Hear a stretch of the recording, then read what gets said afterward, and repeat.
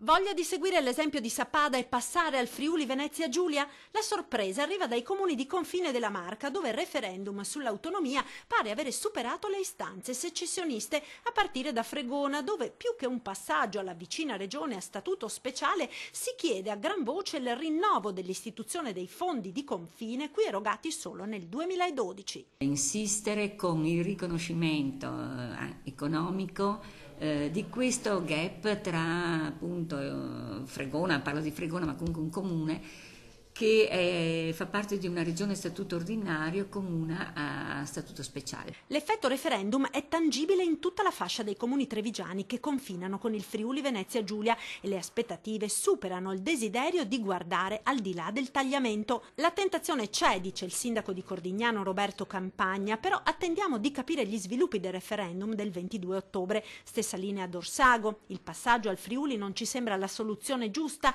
ci sentiamo veneti, aspettiamo la trattativa per l'autonomia, sottolinea il primo cittadino Fabio Collot. Siamo veneti, ribadisce il sindaco di Gagliarine Mario Cappellotto. La più dura è la posizione del sindaco di Mansuele Onio Milan. Sono veneto e voglio restare veneto, dice, lanciando poi un appello a tutti i veneti. Visto che loro hanno preferito andare in cerca di soldi, io dico evitate di andare, non andate in ferie a Sappada. Intanto si dividono i residenti nei comuni di confine che comunque, a parte qualche caso isolato, preferiscono il Leone all'Aquila del Friuli.